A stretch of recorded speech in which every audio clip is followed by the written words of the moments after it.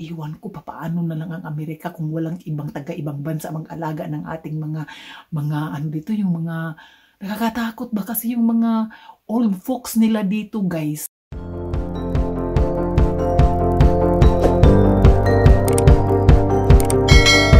Hello guys, welcome to my channel. Nandito na naman si ating Biing Yuli. Wala guys. Magbihis tayo guys kasi mag-rescue tayo ng ating facility today. Siya short of staff. Dapat off ako. So, kain ka muna dyan, husband, ha? Kain ka muna dyan. Ayusin mong sarili mo, ha? Yeah, you're gonna miss me. I'm going to magbihis tayo, guys. Let's go. Magbibihis tayo kasi isi-save natin yung facility ngayon. Weekend dapat, guys. Kaya lang, it's my off dapat. Kaya lang, ganun talaga, guys. Pag caregiver tayo, guys, talagang kahit na we are not feeling good, hindi naman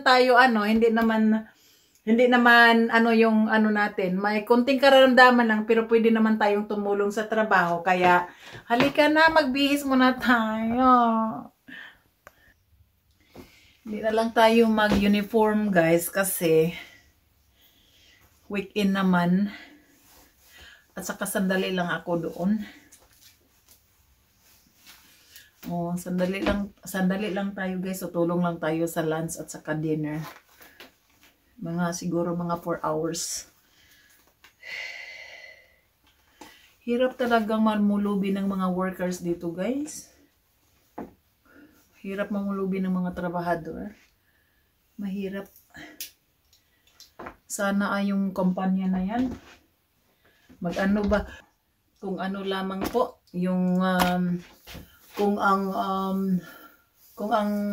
Pilipinas lang po ay open dito sa Amerika sana. Bakit kasi ang Pilipinas napakahirap pumunta ang mga tao dito sa Amerika? Bakit kaya? Hindi ko maintindihan. Kung minsan hindi natin maintindihan kasi marami na ngang tao dito sa Amerika.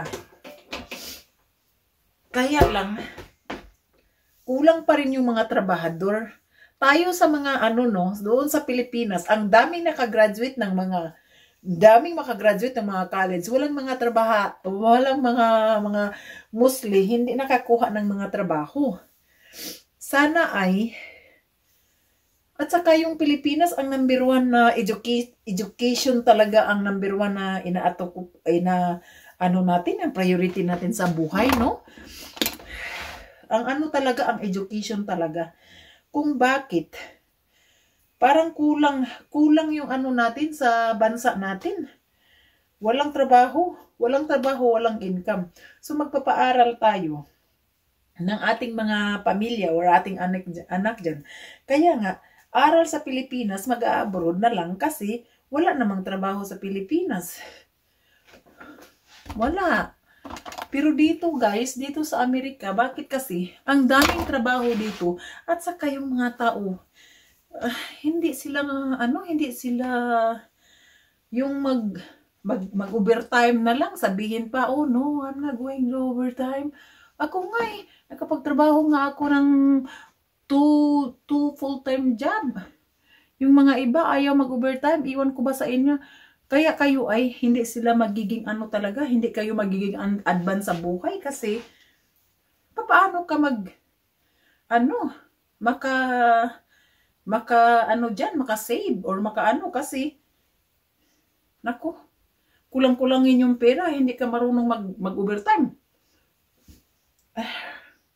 Ako kasi ayan, na lang tayo, regular clothes tayo kasi mag-regular clothes tayo kasi weekend naman. Halika na guys, punta na tayo sa trabaho muna kahit wala na tayo ng halika na, punta na tayo sa work. Salamat guys sa inyong pagpanood kasi alas 12 na pupunta tayo doon, tutulong tayo sa lunch at saka sa dinner ng ating mga pasyente. Kasi karamihan sa ating mga pasyente, guys, Diyos ko po, kung short na short talaga ang sistema ng mga ng mga facility dito sa mga trabahador, wala talaga. Iwan ko paano na lang ang Amerika kung walang ibang taga-ibang bansa mag-alaga ng ating mga ano dito, yung mga nakakatakot ba kasi yung mga old folks nila dito, guys. Nilalagay nila sa facility na facility na yung mga in home o board and care home, in nursing home facility. Nilagay nila yung mga matanda nila dito. Kung wala tayong mga caregivers, kung wala tayong mga trabahador na gustong magtatrabaho dyan sa mga facility na yan, katulad ko, 25 years na akong nagtatrabaho dyan sa skilled nursing, yung sa rehabilitation.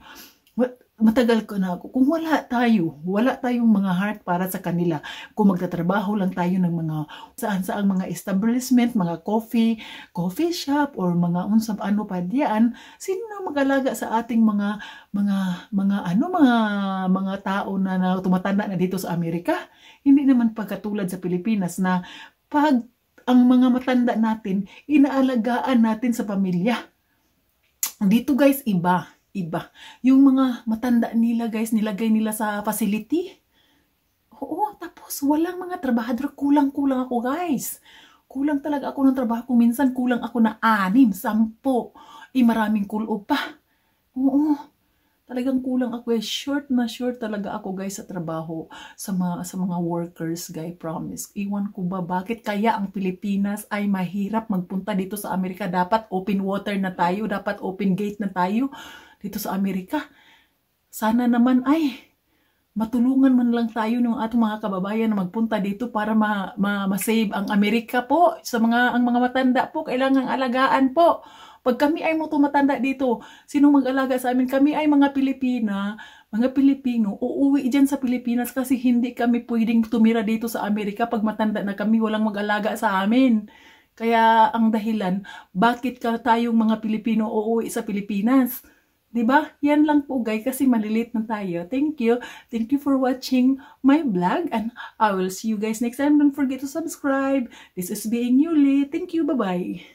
Go. Working Sunday. Working Sunday.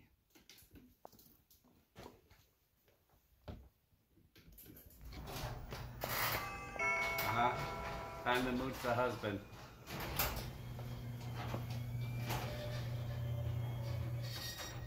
I'm sick.